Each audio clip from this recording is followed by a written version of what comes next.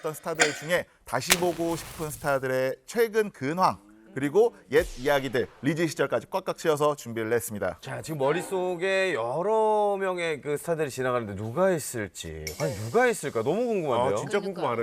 저는 궁금하네요. 워낙 또 그런 콘서트 가는 걸 좋아해가지고 네. 마이클 잭슨 왔을 때 저 진짜 앞에서 이렇게 봤고 진짜요? 진짜요?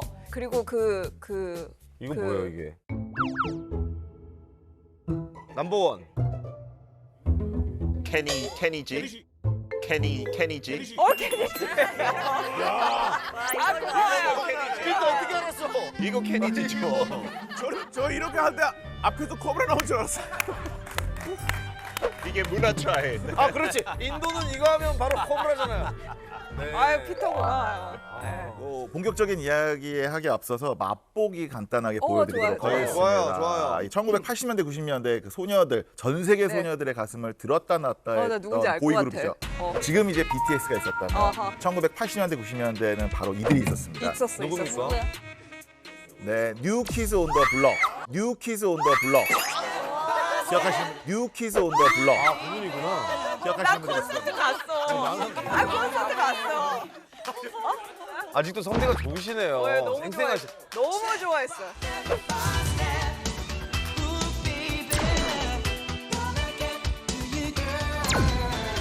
스텝 파이스 때 그거랑 에바도 알아요? 너무 좋아. 우리 세대야. 이 노래도 좋아하죠. 베이베. 맞아.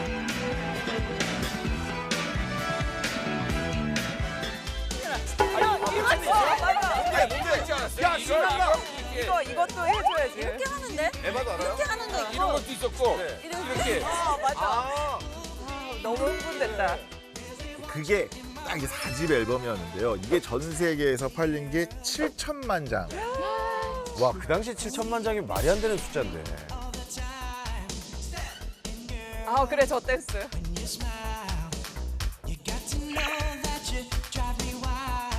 아, 맞아, 이렇게 보니까는 정말 잘생겼네요. 원조 아이돌이다. 과거에 그 내한했을 당시에는 인기가 어느 정도였냐면 어느 정도였습니까? 올림픽 체조 경기장이 그냥 바로 매진이 됐고요. 그리고 그 당시에 티켓값이 4만 원이 정가였는데 암표가 무려 12배 이상 50만 원에 팔리는 등 그 당시 50만 원이면 우와. 암표가 정말 성행했을 정도였던 것 같아요. 어마어마하네. 오늘 보니까 이 뉴키즈 온 더 블록이라는 가수가 나오자마자 우리 강수정 씨가 약간 많이 격양돼 있어요. 지금 얼마나 그 당시에 이분들을 좋아했었는지 세월이 지난 지금에도 진짜 좋아했어. 이 정도면은 이분들은 거의 연예인의 연예인이었군요. 너무 좋아했어요. 그러다가 1994년도에 한 10여 년 정도 활동을 하고 해체가 됐는데 우리 울었어요. 울었어. 그 안돼 오빠들 막 이러면서. 해체하고 어떻게 됐습니까? 그로부터 14년 뒤인 2008년에 재결성을 해서 지금 이제 다시 활동을 하고 있는데 그걸 이제 기념해서 최근에는 팬미팅까지 하고 있다고 하네요. 근데 기즈 아니에요 이제. New Misters on the Block이지. 와, 근데 목소리가 지금 외형은 좀 변했는데 목소리가 지금 눈 감고 들어보면 거의 그대로예요. 그 세대 뉴키즈 온더 블록 팬들한테 진짜 큰 선물이 되겠어 이런 거. 나도 보러 가고 싶다. 나온다. 그 마지막에 저래. 맞아. 맞아 저거. 나 되게 좋아했는데.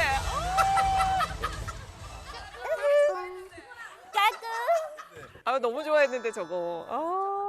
지금까지도 이제 한국 사랑이 가득해서 최근에는 BTS와 함께 그 사진을 같이 찍기도 했다고 합니다. 네. 여기 있네요. 있네. 어머 너무 슬퍼. 너무 나이를 많이 먹었어.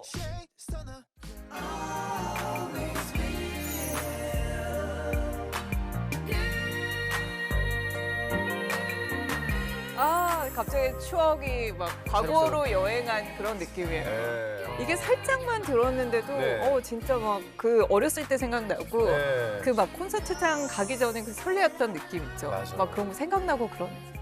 시작도 안 했습니다, 저희 여러분. 시작 안 했네. 네, 기자님. 오프닝이네. 에피타이저. 야, 이 양반들아, 에피타이저예요, 에피타이저. 한국을 사랑한 외국 스타들과 함께 떠난 추억 여행 첫 번째 키워드부터 시작하도록 하겠습니다. 한국 사랑도 모전여전. 미모 비결은 김치. 뭐야? 김치? 코리아가 사랑한 그녀.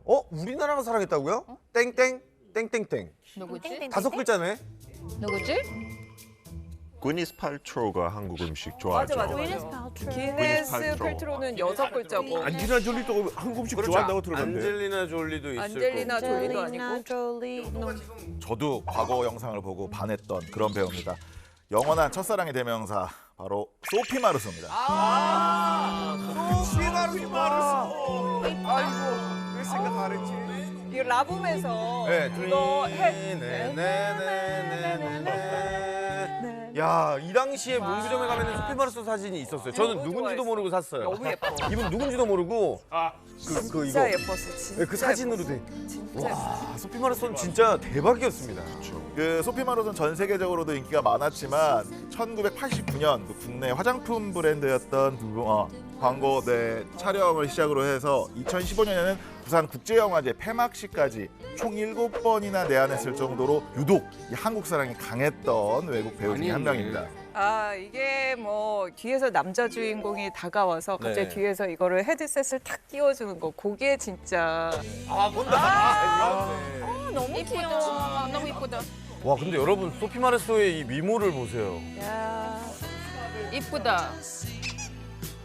네, 이제 소피 마르소 이야기로 돌아와서 14살 때 바로 라붐에 캐스팅이 되는데 데뷔와 동시에 프랑스에서만 450만, 유럽에서는 1,500만 명의 관객을 동원해서 그럴만하죠. 정말 프랑스와 유럽의 국민 아이돌, 국민 그렇죠. 여동생으로 거듭나게 됩니다. 그리고 나서 라붐 2까지 대박이 나면서 인기가 전 세계적으로 아시아까지 이어져서 1980년대 당시에는 아시아에서 가장 인기 있는 해외 여배우로 맞아. 항상 이 소피 마르소가 꼽히기도 했습니다. 진짜 영국에서도 미친 미모라고 난리가 났었죠. 이렇게 인기가 이제 계속되면서 1989년 그 화장품 광고 모델로 이제 소피 마르소가 발탁이 되는데요. 네. 당시 이제 강남 아파트 30평대 아파트가 한 채에 5천만 원이었거든요. 근데 요때 소피 마르소가 받았던 광고 개런티가 2억 원이었다고 합니다. 요게 강남에 있는 아파트 4채를 살 수 있어서 그런 가격이었다. 그 당시로서는 비싸다고 생각할 수 있지만 네. 돈을 투자를 해서 그런지 이게 광고가 대박이 났었거든요. 그래요? 저도 기억나는 네네. 게 무슨 뻥 이렇게 그렇죠. 그때 그 시절 추억의 그 광고 함께 보고 오시죠. 오, 준비됐다. 예쁘다. 역시 귀엽다.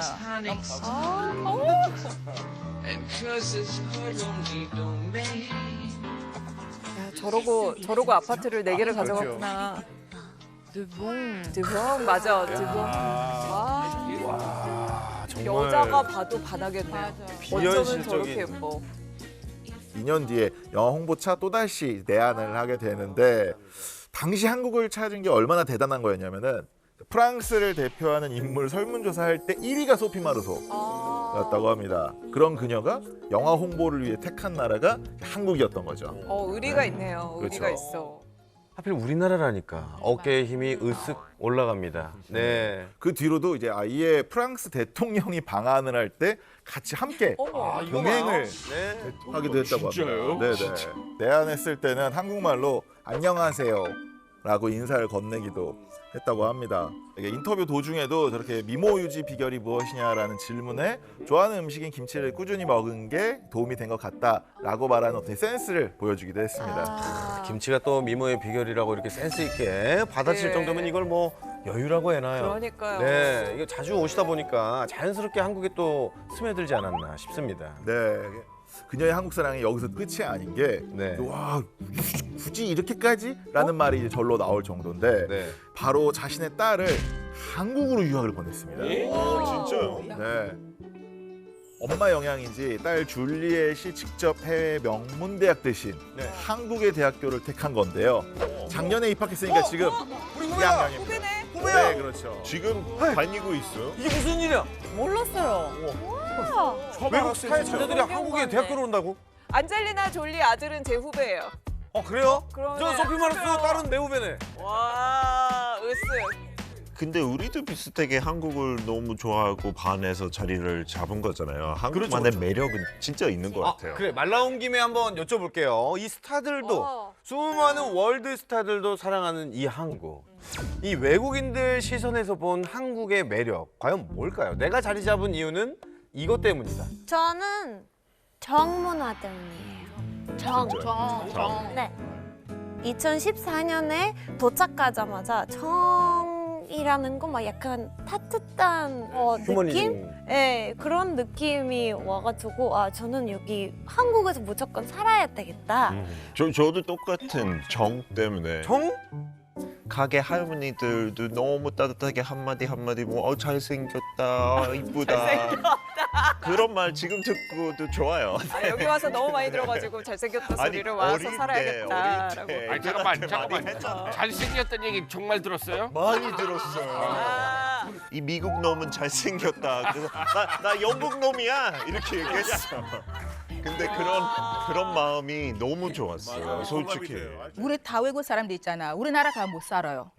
왜냐면 너무 천천히 해 모두. 답답해요. 아 빨리빨리 안 돌아가는구나. 빨리 안 돌아가요. 네, 서로 하나 뛰면 한 달 일주 걸려요. 한국은 그냥 그 자리에서 바로 뛰니까. 우리 진짜 빠르죠. 엄청 중간. 요즘 그 택배 같은 거 뭐 당일 택배 있잖아요. 말이 안 되죠. 속도가. 호주에서 상상 못해요. 한 2주 걸려요. 뭐 주문해도 맞아. AS도 뭐 언제 올 수 있어? 글쎄요. 막 이렇게 하고. 맞아요. 인터넷은 안 돼요. 야, 인터넷 안 되는데 언제? 뭐 한 2주 후에 와서 고칠게요. 뭐 인터넷 지금 해야지 뭐. 답답해. 우리나라 좋죠. 살기 정말 좋습니다. 맞아요. 안전하고 안전하게. 다른 나라 가보면은 너무 네. 좋죠.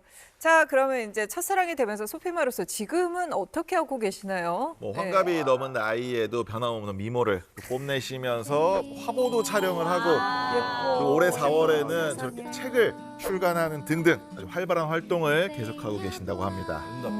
아, 정말 세월이 지나도 미모는 여전하시네요. 예. 네, 그래도 또 이제 잘 지내고 계신 거 보니까 저희도 갑자기 마음이 흐뭇해집니다. 자, 또 계속해서 다음 스타분들 만나봐야죠. 이번에 소개해드릴 분은요. 소피마루소 왕조연과 함께 3대 책받침 여신으로 불렸던 분입니다. 소피마루소 왕조연과 함께? 누군지 알 것 같아. 80년대 전 세계 남성들의 우상이었던 바로 이분. 남성들은 우상이 왜 이렇게 많죠? 바로 브룩실즈입니다. 진짜 이뻤어. 진짜 이뻤어. 너무 예뻤어. 진짜 너무 역시 예뻤어. 그때 예뻤죠. 너무 이뻤죠. 소피마르소도 진짜 예쁘고 왕조연도 예뻤지만 왕조연 브룩실즈 소피마르소 하면 브룩실즈는 정말 탑이었죠. 이제 압도적이었어. 브룩실즈는 한국의 88 올림픽을 해외에 홍보하기 위해서 내한했을 정도로 한국을 정말 사랑했습니다. 활동도 일찍 시작했잖아요. 맞아요. 이 시작했던 나이를 보니까 무려 1살 때. 네? 1살 때. 아기 때. 1966년 비누 광고부터 시작해서 연예계 활동을 시작했어요. 귀여워. 그 아기죠. 그 아기. 진짜 눈이 엄청. 귀여워. 아이고. 너무 귀엽네요. 네, 이렇게 비누 광고로 연예계 발돋움을 하기 시작했고 14살 때는요. 세계적인 패션 잡지죠. 보땡의 최연소 표지 모델 이거 진짜 될 유명하죠. 정도로 아주 성숙한 미모를 자랑하기도 했습니다. 14살하고요? 맞아요. 어른 같아요. 너무 이쁘다. 그렇죠. 좀 어른 같아요.